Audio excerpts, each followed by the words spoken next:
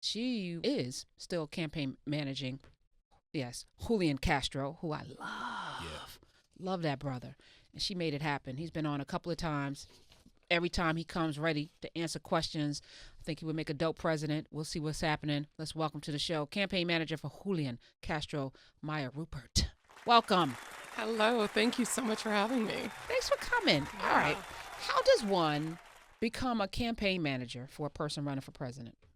Well, honestly, my background is not actually in electoral politics. I worked for Secretary Castro when he was Secretary of HUD. I didn't know him. I was in the Office of General Counsel while he was Secretary, and he and I ended up working on a project together. And I was so taken by the way basically all I knew about him at the time was that he was somebody that got talked about a lot as a potential VP for Clinton.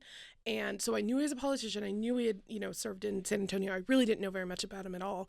And I was so impressed by the way he approached government service, that he approached government service the way social justice people do. And so in my sort of mind, that outlook, how do we center the people that have been most marginalized? How do we reach the most people to do the most good? That was really a sort of a feature of movement work, not so much political work.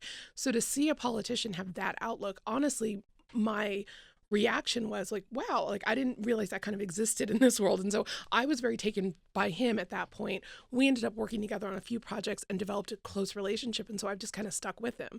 So when he decided to do this, and, he described how he wanted to run, which is the campaign we've been running that is about reaching out to vulnerable communities and bringing people in who don't always feel like their humanity is reflected in our politics. I felt like, well, that is something I actually, even though I don't have a background in electoral politics, I can do that, and I can translate that vision and work with the team to get it done. So that's kind of how that happened. Why isn't it resonating? The most frustrating thing, having spoken with Secretary Castro a few times, he's genuine. He definitely cares. He has the chops, the background. He can galvanize a coalition. He can make some things happen if elected.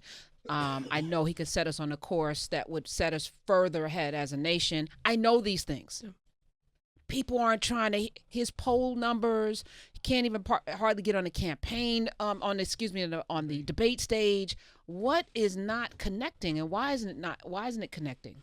So I think a couple of things. One is I take a step back and say, I actually do think it's resonating. I think one of the difficult features of this cycle is that with all of the people who are involved, the DNC, I think they had, they had to figure out a way to force a pacing and narrow a field. And they chose a metric in polling that is imperfect for capturing the kind of excitement that is going to bring in young people and people of color and people who are non-traditional voters.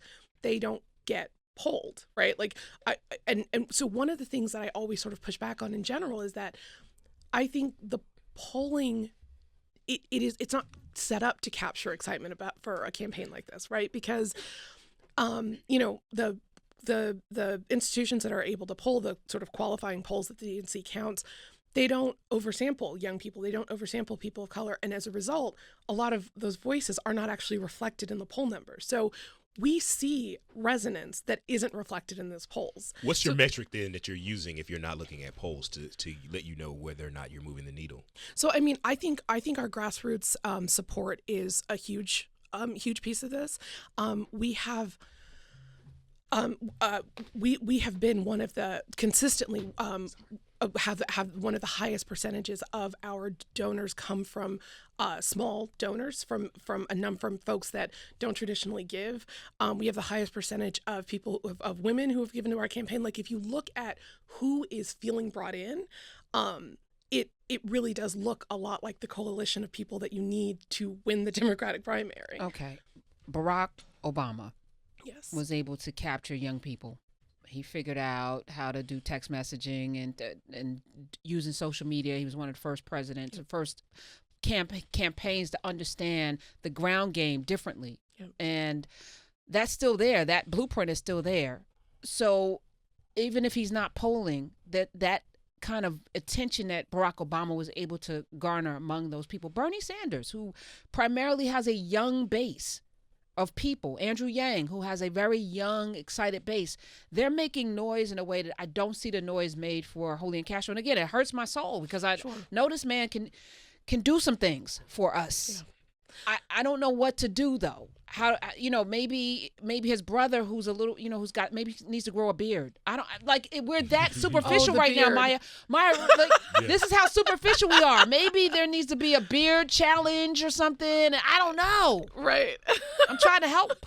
I will look into whether or not he's willing to grow a beard. He should grow a beard. He teases his brother an awful lot about the beard though, so I don't know if he's going to want to do it. He should do it. He should do it. That's why he should do it and talk about it on the Instagrams and the internets and the interwebs, because those are the things that get young people's attention, and then they stay for the other stuff, right? Yes. Yeah. I'm so concerned about Julian Castro because he's so brilliant and he has really great answers to tough questions that African Americans care about outside of just the surface questions that people always assume that black people care about, going to jail and being poor. And he answers questions that black people who have that aren't about going to jail and being poor. And I love that. I just want him to resonate more. Right. No, agreed. I mean, I definitely, this has been so much the puzzle of the cycle. I really do. I sort of go back to, but I think you're right. I think there are candidates that have been able to sort of, have that resonance reflected in the polls as well. I think one of the tough things is we came in, he had very low name ID, right?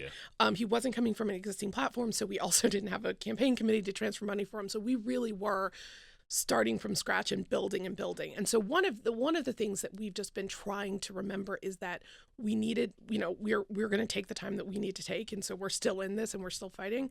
But I think too, the tough thing about, a lot of these things they're linked, right? So it's like, you don't have the polling numbers and then you don't get on the debate stage. That dictates press, right? And donor money. And donor money, right? Yeah. So the problem is it's hard to take out one piece and say, but why can't we just focus on this part of that? They're so linked. But I think I think that is, because that's been our challenge, we have been able to kind of look at this. This has been a long game for us. It will continue to be. Nobody has voted yet. And our goal is to use this time to keep doing exactly what he's doing.